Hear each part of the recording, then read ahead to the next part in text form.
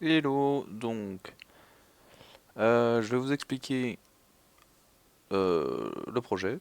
Donc je vais aller faire le code. Je vais vous expliquer le code et puis après je vous ferai un petit enregistrement sur le hardware aussi. Donc bon, bah, je vais commencer par le code. Donc déjà pour l'ouvrir, vous pouvez aller dans Open Project. Moi il est forcément ici, mais chez vous il sera dans le zip. Il faut aller chercher le QPF, je crois que c'est pour Quartus Project File. Il va s'ouvrir. Voilà. Alors test bouton.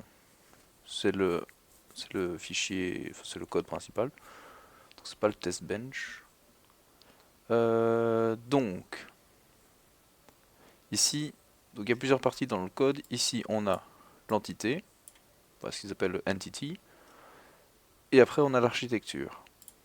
Dans l'architecture, c'est là qu'il y a vraiment le code. L'entité c'est plutôt les input-output.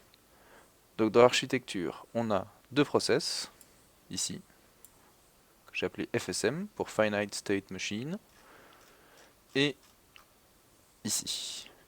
Ça c'est Random Number Generator and Time. Donc ces deux process fonctionnent en parallèle. Donc c'est-à-dire que physiquement ils se passent vraiment en même temps. Donc il faut toujours garder en tête que tout ce qui se passe dans un process, ben, en même temps tu as quelque chose qui se passe dans le deuxième process. Donc c'est assez compliqué de synchroniser les deux, mais au moins ici c'est fait, donc ça marche. Donc dans dans l'entité, ici il y a tout ce qui est input et output. C'est assez self-explanatory, donc il y a les deux clocks comme dans le Simon, forcément. On va avoir besoin de la clock 0 pour le deuxième process, le process rapide avec les nombres aléatoires, et la clock 1 pour synchroniser tout le monde dans le premier process. Donc, les boutons, forcément, c'est un vecteur avec tous les boutons. Donc on a 7 boutons pour les taupes, on a un bouton start et un bouton reset. Donc ça fait 9 boutons, donc c'est pour ça que c'est un vecteur de 0 à 8. Ici, print, ce sont juste des petites LED pour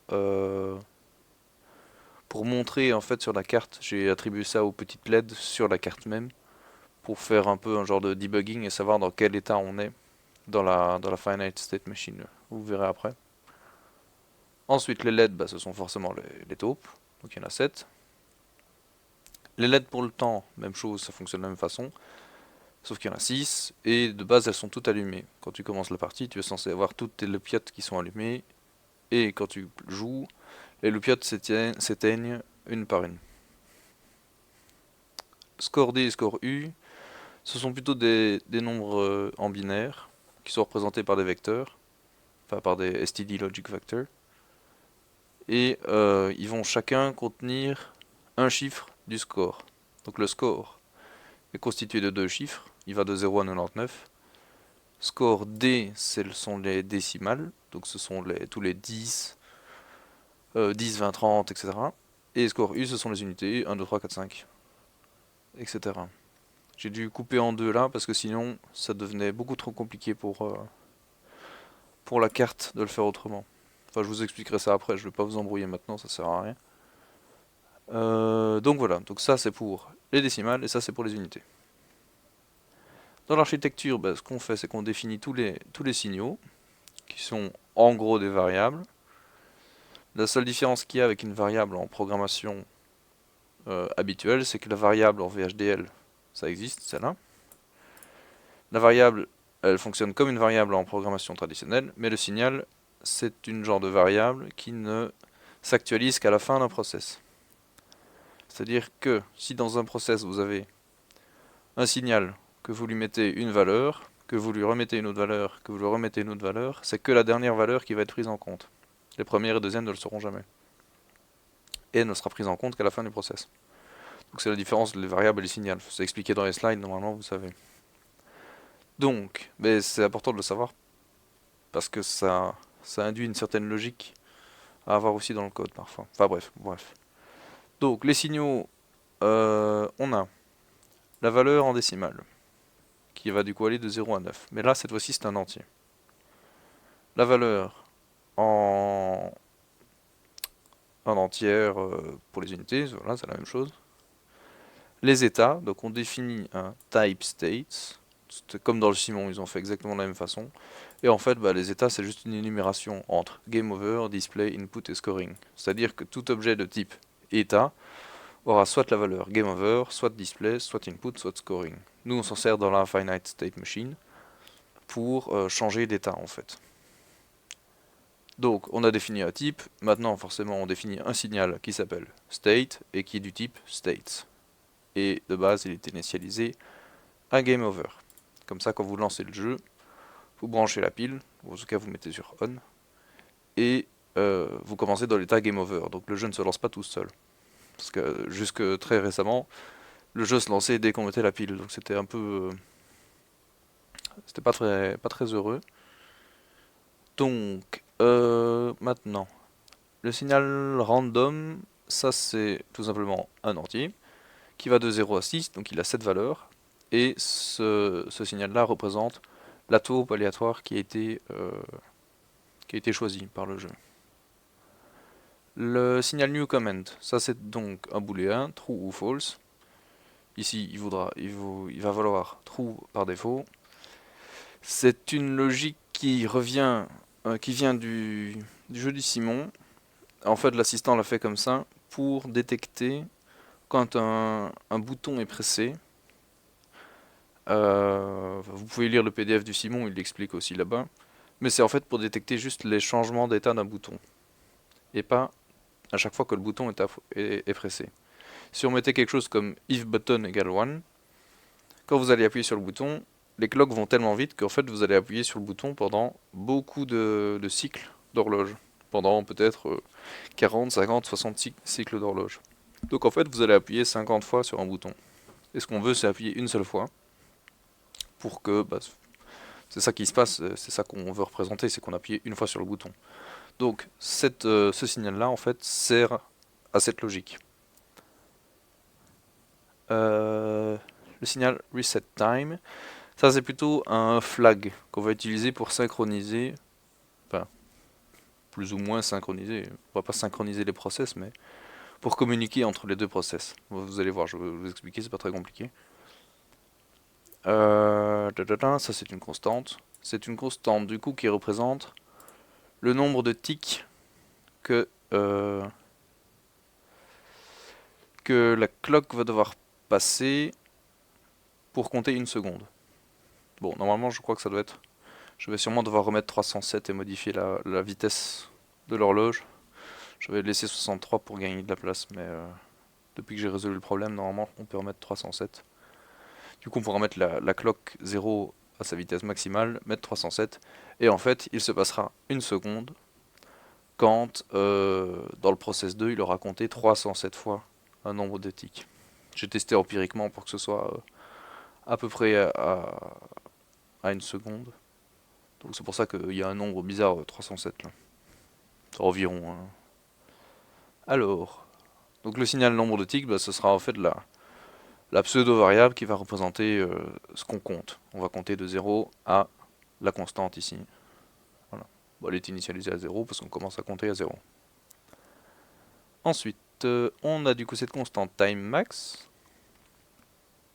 Elle, bah, c'est juste le temps maximum en secondes qu'on veut attribuer pour un jeu. Donc j'ai mis 60 par défaut, on pourrait mettre plus.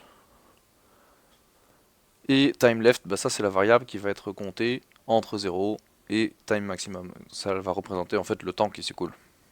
Donc voilà. Ensuite, donc on commence le process. Ça c'est la finite state machine. Donc ce qu'elle va faire, c'est passer d'un état à un autre. Au début, elle sera dans un état ici, game over. Elle va faire ses actions, et puis à un moment, elle va décider de changer d'état, suivant une certaine logique propre à la machine à état qu'on avait définie. Donc l'état va changer. Ce qui va se passer, donc, c'est que cet état-là, le state, n'aura plus la même valeur, donc il va recommencer le process. Et le process, il commence bien ici. Voilà. Donc il va analyser la valeur de state, et il va faire un switch comme en C. Ici c'est des case when, c'est pareil. C'est-à-dire que soit state vaudra input, soit il vaudra scoring, ou display, ou game over. Et c'est comme ça qu'on va passer d'un état à un autre. Donc, on commence à game over. Quand on appuie sur le bouton du reset, on a input. Donc on va se retrouver là-bas. On va faire des trucs. Quand ces trucs seront faits ou qu'une certaine condition sera remplie, alors on va passer à un autre état, qui sera l'état display.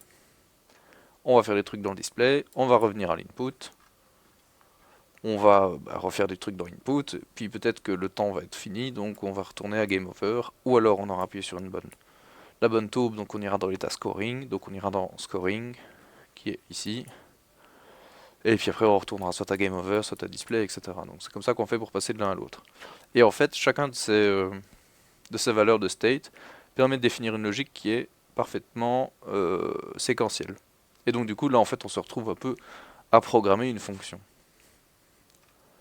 Donc, forcément il y a différents types de fonctions. Il y a la fonction input qui est en fait juste la machine va attendre que le joueur appuie sur un bouton. Il y a l'état scoring qui va en fait augmenter de 1 le score actuel. L'état display qui va mettre à jour le display, enfin les LED. Donc ça va autant pour les taupes que pour le score. Le temps n'est pas modifié ici, il est modifié dans le deuxième process. Donc les LED du temps sont modifiés dans le deuxième process. Et alors le dernier état, oui, c'est le game over. Et le game over, c'est juste, il ne se passe rien et on attend en fait d'appuyer sur start. Voilà, c'est tout. Il ne se passe vraiment rien du tout. Donc, alors, donc l'input, donc l'état input, voilà. Qu'est-ce que j'ai mis dedans? D'abord, le fameux truc du debug, pour avoir une information et savoir à quel état on est sur la carte. Donc j'ai juste mis ça, en fait ce que ça fait c'est que ça allume la première des 4 LED que j'ai voulu donner. Enfin que j'ai attribué à ça. Ensuite, reset time est égal à false. Vous comprendrez mieux pourquoi est-ce qu'on le remet à false. C'est juste pour faire en sorte que, à partir de maintenant, le temps n'est plus reseté, ce qui veut dire que le temps doit s'écouler. Donc le chrono est lancé en fait. Ensuite, alors ça c'est la logique spéciale avec new command qu'on retrouve dans le jeu du Simon. C'est une genre de mémoire qui va donc déterminer quand le bouton est enfoncé et va se lancer que sur le rising edge du bouton, pas à chaque fois que le bouton est activé. Donc, ce petit bloc là, en gros, c'est juste pour dire, quand vous appuyez sur le bouton, il se passe quelque chose. Mais que sur le premier clock cycle de l'appui du bouton. Ensuite, ici, c'est tout simplement une interprétation des boutons.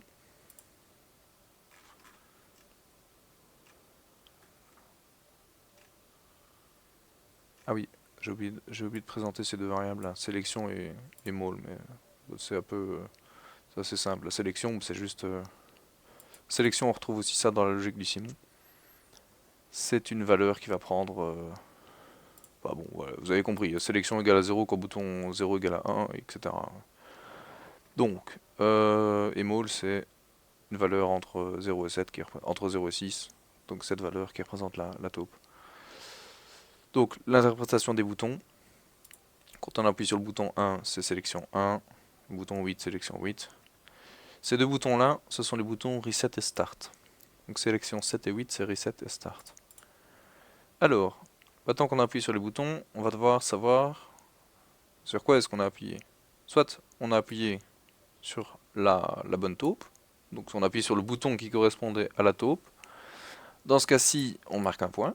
Donc du coup, on modifie le state. Et donc ce state-là va permettre d'aller ailleurs dans le code. Et on va aller dans la partie scoring.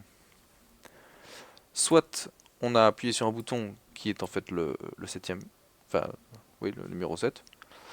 Alors du coup, là, ça veut dire qu'on veut resetter le jeu. Donc on est en train de jouer, on appuie sur reset, et là, on veut arrêter. Donc on appuie sur reset, et du coup, le jeu passe en mode game over, c'est terminé. Dans le cas du 8, ça veut dire qu'on appuie sur le bouton Start en plein dans le jeu. Donc, normalement, il ne devrait rien se passer de particulier. Donc, c'est pour ça que le if ici est vide, il n'y a rien du tout qui se passe. C'est else if, then rien du tout, else quelque chose. Et alors, du coup, bah, si ce n'est pas tout cela, ça veut dire qu'on a appuyé sur un bouton qui n'était ni Start, ni Reset, ni la bonne taupe. Et donc, du coup, bah, on a juste appuyé à côté, on s'est gouré. Et donc du coup, bah, dans ce cas-ci, c'est la mauvaise taupe, et en fait on recommence. Euh, on va recommencer une itération, donc on va aller passer à l'affichage. Et bah, rien n'aura changé, le score n'a pas augmenté, etc. Alors et donc ici, en dernier, on va vérifier que le temps n'est pas égal à 0. Si le temps est égal à 0, bah, ça veut dire que la partie est terminée. Et donc du coup, bah, c'est game over. Alors, ça, du coup, c'est le scoring. Donc on peut aller ici que quand on a fait sélection égale à moule. Donc que quand on a appuyé sur la bonne taupe.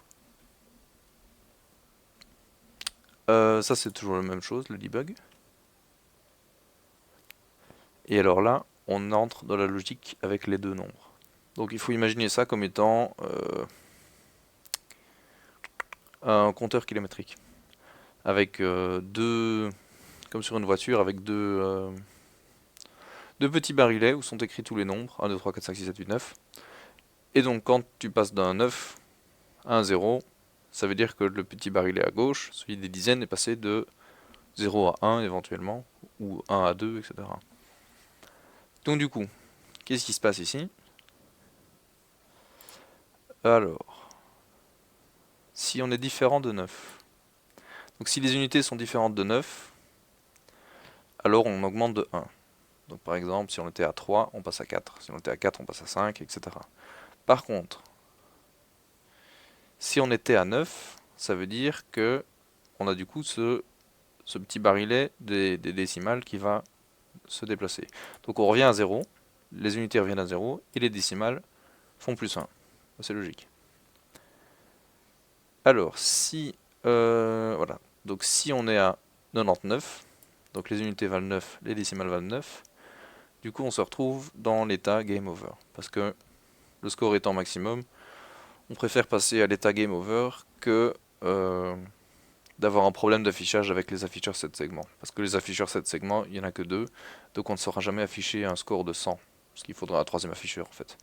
Et donc toutes les combinaisons qui ne sont pas légales, comme 9, 10, l'afficheur ne l'affichera pas. Donc il va juste afficher du blanc. Et disons que c'est pas très propre de faire ça. Donc quand on est à l'état au score 99, on décide de tout couper et de faire un game over. Alors, eh ben oui, donc ici, bah, c'est pour tous les scores qui ne sont pas 99, donc qui sont forcément compris entre 0 et 98 compris. Et bah, du coup on passe au display, donc on va afficher les petites LED. Le fameux état display, toujours le même truc du debug, savoir qu'on est dans l'état numéro 3. Alors, ici c'est pour les taupes. Donc ce qu'on fait, c'est qu'on va couper toutes les LED. Comme on ne sait pas exactement quelle LED était allumée avant, on décide de mettre 0 à tout le monde, comme ça on sait. Et alors, on va aller rechercher la valeur random. Donc cette valeur random là, c'est une valeur qui est modifiée constamment dans ce process-ci. Donc, c'est vraiment en parallèle. Ici, ça continue tout le temps de faire une loop. Ça fait 1, 2, 3, 4, 5, 6, 0, 1, 2, 3, 4, 5, 6, 0. Pendant que ce code-là est en train de s'exécuter. Donc quand on lui dit que mole maintenant vaut random, on n'a aucune idée de savoir combien ça vaut. Parce que bah, c'est le principe un peu aléatoire, ça va tellement vite ici, c'est impossible de le savoir. Enfin bref, donc ça se fait en parallèle, donc cette valeur-là change tout le temps.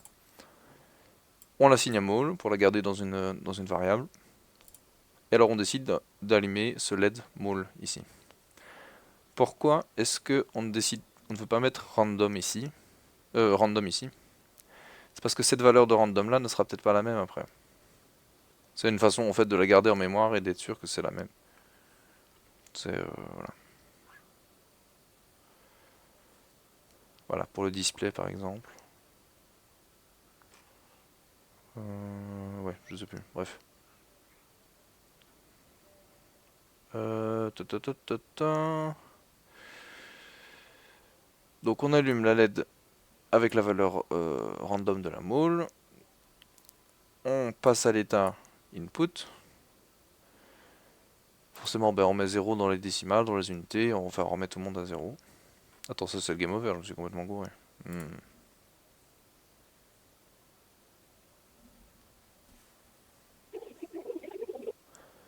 Donc oui, on est toujours dans le display.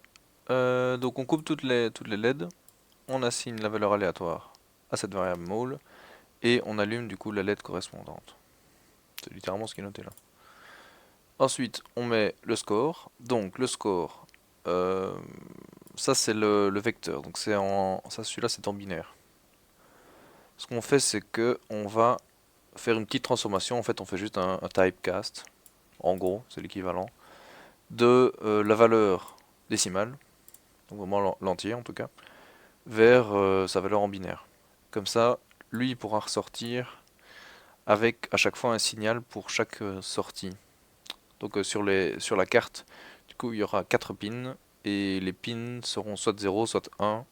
Et donc ça va dans la fiche sur 7 segments et c'est comme ça qu'on arrive à l'allumer.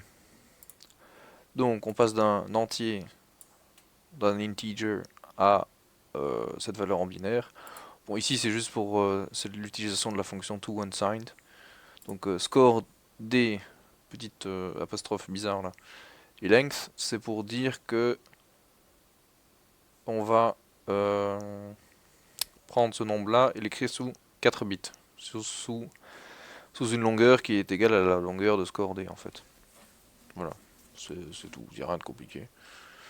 Et du coup après on construit un std logic vector sur base de ceci et on le tape dans score D. Donc voilà, maintenant score D vaudra une valeur du style 0010 ou 1001. Ça ferait 9, donc ça marche. Et voilà, même chose pour U, rien de particulier aussi, ça fonctionne de la même façon. Et le state redevient input. Voilà. Donc on va souvent faire des allers-retours entre display et input. En fait, ces allers-retours se font à peu près à une fréquence comparable à celle de la clock. Et c'est pour ça qu'on a l'impression que les LED sont tout le temps allumés. En fait, les LED ne sont pas tout le temps allumés, ils sont juste allumés de temps en temps, mais à une fréquence tellement haute qu'on ne voit pas la différence et que ça a l'air d'être allumé tout le temps.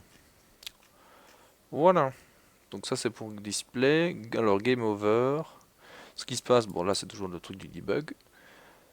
On met à true le reset time, pardon. Donc ce flag là se met à true. Donc ce qui se passe, c'est qu'au même moment, on a dans le process 2 une condition ici, que si reset time égale à true, alors on remet le temps initial en fait dans la valeur du temps actuel. Pourquoi est-ce qu'on doit faire ça et pourquoi se faire chier à faire ça en fait? C'est parce que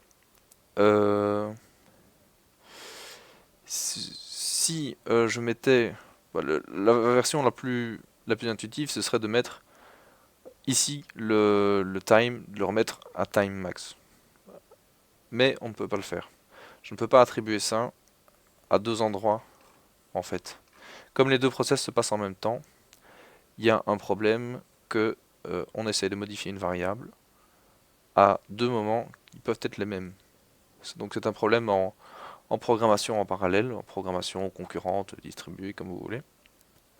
C'est que, en fait, on va pas savoir l'état de la variable. Parce que s'il se passe exactement en même temps, le comportement n'est pas assuré. On a une undefined behavior. Et donc, du coup, on peut avoir de la corruption de données à cause de ça. Enfin, bref, c'est un cours à part entière. Mais c'est pour ça qu'en fait, Altera, enfin, Quartus ne me laissera pas modifier une variable ici, dans ce process-là, et modifier la même variable dans le même process qui se passe en même temps. Parce que bah, l'un peut trafiquer l'autre, et donc bah, ça va pas des masses. Donc ce que j'ai fait, c'est modifier une autre variable, qui est ce flag reset time, qui lui ne pose aucun problème. C'est juste que le deuxième process va toujours aller vérifier que ce reset time, il va toujours aller vérifier la valeur du reset time. Dans le cas où il a été mis sur 1, enfin sur true, alors ici qu'il doit modifier ce time left. Et donc du coup, il n'y a que ce process là qui modifie time left. Le premier process ne le modifie jamais d'ailleurs. On ne voit jamais time left qui est modifié. Là il peut le lire mais il ne peut pas l'écrire. Donc voilà, c'est ça le petit côté synchronisation de process dont je parlais au début. C'était aussi un peu tricky, mais ça marche sans problème. Alors, donc ce qui se passe dans le game over du coup, c'est que le temps est remis à 0, il est remis au départ, par l'autre process, et en fait on attend tout simplement que que le joueur appuie sur le bouton start. Voilà. Et quand le bouton start est appuyé, bah il va tout remettre à 0 en fait. Donc il va couper toutes les LED et mettre la LED aléatoire. Repasser dans l'état input pour aller demander au joueur de jouer, et il va remettre tout à 0, le score est remis à 0. Voilà. Et si on n'appuie pas sur start, forcément, bah, il se passe rien du tout. Donc si on n'appuie pas sur start, lui il vaut toujours game over. Et donc du coup dans ce process là, on revient toujours là-bas. Il va regarder case, game over. Je fais ça. Il se passe rien d'autre. Je reviens, je fais ça. Et donc voilà, mais il se passe rien du tout quoi. À part allumer la LED de debug et remettre et continuer de resetter le time, il ne se passera rien. Donc ce n'est que quand on appuie sur le bouton start que ça arrive et donc qu'on peut sortir du state. Voilà. Donc le deuxième process. Il y a toujours ce Rising Edge Clock 0, c'est-à-dire qu'en fait il est juste synchronisé à la clock 0. Il va toujours attendre que la clock 0 soit dans son état vers bas, de haut vers bas, et alors bah, il fera ses trucs quoi. Donc ici c'est la loupe pour le nombre aléatoire. Voilà, donc quand il est égal à 6, il revient à 0, et sinon il augmente. Donc ça loupe tout le temps entre 0 et 6. Ça c'est donc la variable nombre tix va être incrémentée petit à petit jusqu'à arriver à clock 0 number tix, et donc là elle reviendra à 0. C'est le même principe qu'ici, hein. C'est la même chose, ça va juste boucler entre 0 et clock 0 number tix. Et dans le cas où time left est différent de 0, alors on a une seconde qui passe. Et ça du coup ce n'est que quand nombre de ticks est arrivé au maximum. Donc que quand il a fait toute sa boucle, il y a une seconde qui passe. Voilà.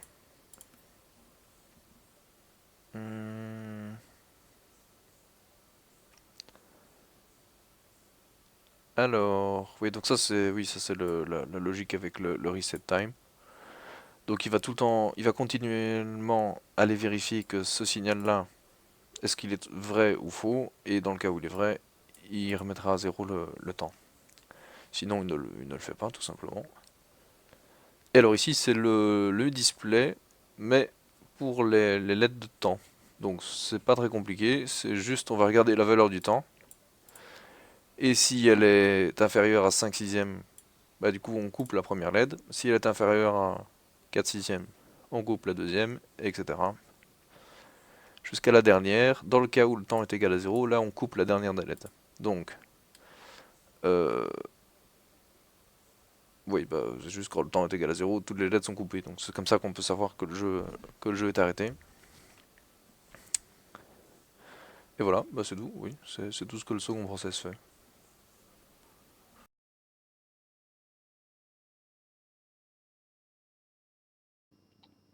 Alors, on se retrouve sur la partie hardware. Donc je vais vous montrer comment le jeu marche. Je vais déjà brancher la pile. Hop. Voilà. Donc, la LED bleue ici, c'est une LED qui sert juste à montrer que le circuit est sous tension avec la pile. Donc ça n'a rien à voir avec le jeu. La LED verte et les 3 autres LED au-dessus, ce seront les LED de débugage. Donc c'est elles qui vont montrer dans quel état on est dans la state machine. Ici, ce sont les LED du temps. Comme vous pouvez le voir, elles sont déjà activées de base. Là, ce sont les LED des petites taupes. Là, c'est le score. Alors là, ce sont les boutons pour les taupes. Et là, c'est pour les afficheurs 7 segments. C'est pour faire la traduction entre le nombre binaire du STD Logic Vector vers les afficheurs 7 segments. Et alors oui, là, ce sont les boutons Start et Reset. J'ai mis des petites étiquettes. Donc lui, c'est Reset. Et lui, c'est Start. Donc niveau hardware, il y a aussi quelques petites résistances ici pour les boutons des taupes et pour les boutons Start et Reset. Ce sont des pull-down resistors. Donc en fait, elles servent à connecter le bouton au ground quand on n'appuie pas dessus. Il ne faut en fait jamais laisser des voltages flottants dans les dispositifs dans les dispositifs électroniques. Donc, du coup, quand on n'appuie pas sur le bouton, le circuit est connecté au ground, donc la plaque voit un 0 logique. Et quand on appuie dessus, il est connecté à VCC, donc plus. Et là, la plaque voit du coup un 1 logique. Alors, vraiment c'est tout. Il n'y a pas besoin de résistance pour les LED parce qu'en fait il y a déjà des résistances à l'intérieur de la plaque. Et si je rajoute des résistances, ben en fait les résistances vont du coup s'additionner parce qu'elles sont en série et la petite LED ne va pas bien se voir en fait. Donc comme c'est là, ça va très bien. Et c'est la même chose du coup pour les 7 segments, ce sont des LED aussi à l'intérieur. Donc voilà, il n'y a rien de plus compliqué. Alors le CPLD pour l'instant il est toujours en l'air, donc on dirait un petit poulpe comme ça, mais il va, il va bouger, parce que c'est vraiment pas propre. Et j'attends juste d'avoir des composants pour pouvoir le mettre dans la breadboard, je le mettrai ici. Bah, j'attends juste la livraison. En fait, ils vont arriver normalement aujourd'hui ou demain. Et vous pouvez voir aussi qu'il y a ici, bah, ce sont en fait des câbles droits. Ce sont juste des trombones en fait pour relier les, les masses entre elles. Il n'y a rien de particulier, ça fonctionne juste comme un câble, c'est juste que c'est droit et solide. Et bah voilà, en gros c'est tout. Il y a les deux clocks ici. On peut du coup moduler leur fréquence en faisant varier le potentiomètre pour le faire tourner. Et là, du coup, elles sont réglées pour. Bah, j'ai fait le code de telle sorte qu'on puisse les mettre juste à fond. Comme ça, on n'a pas besoin de se tracasser et de savoir dans quel sens on va la mettre. On doit juste les mettre au maximum. Bah voilà. Bah du coup, je vais jouer une partie. Donc, pour commencer, vous voyez que le state, il est en game over. Donc le jeu commence en étant en game over. En fait, il attend qu'on appuie sur Start. Suivi d'appuyer sur Start, voilà. Donc, la LED est passée en rouge, donc ça veut dire qu'on est dans le premier state. Donc là, le jeu attend qu'on envoie un input. Du coup, voilà la petite taupe. On appuie sur le bouton correspondant. On a eu un point, pardon. Et du coup, bah, il y a une nouvelle taupe qui est apparue. Le temps, il continue de baisser, et vous voyez que ça se fait de manière asynchrone. Donc, même quand on n'appuie pas sur les boutons ici, ces LED-là continuent de baisser. Ce qui est un comportement qu'on veut dans un jeu comme ça. Hop, hop. Il suffit maintenant de chasser les taupes. Et on voit bien que le score augmente. Et il va boucler. Voilà. Donc on a eu un 9 qui est passé à un 0. Et donc du coup le chiffre des décimales est passé à 1. Donc voilà. Ici maintenant le jeu est fini parce qu'il n'y a plus de petites lettres de temps. Donc on peut appuyer sur n'importe quel bouton. Ça ne passera rien. Les LED ici viennent juste de se resetter, mais c'est pas très grave. Hop, hop, hop. Ah, donc Donc les taupes ne font rien. Le bouton reset ne fait rien non plus parce qu'on est déjà dans le state game over. Et le seul truc qui peut changer, le state, c'est en fait d'appuyer sur start. Et voilà. Là, du coup, le jeu recommence. Et bien sûr, oui, quand on se trompe de taupe, on ne gagne pas de points. Voilà. Donc maintenant, si j'ai envie d'arrêter le jeu d'un coup, je peux aussi appuyer sur reset. Et le jeu repasse en mode game over. Et voilà, normalement c'est tout. Normalement le jeu va passer en mode game over aussi quand le score est à 99, mais là je vais pas réussir à faire un score de 99 avec juste mon petit crayon comme ça à l'envers. Ça va être très compliqué. C'est déjà vraiment difficile de faire un score de 99, j'ai jamais réussi. Je crois que le plus que j'ai fait c'était dans les 70-80. Et voilà, je crois que c'est tout pour la partie hardware. Je crois pas qu'on le verra facilement à la caméra, mais normalement... Ah si, on voit. Il y a une petite LED verte qui s'allume, et parfois une orange. La petite verte, c'est le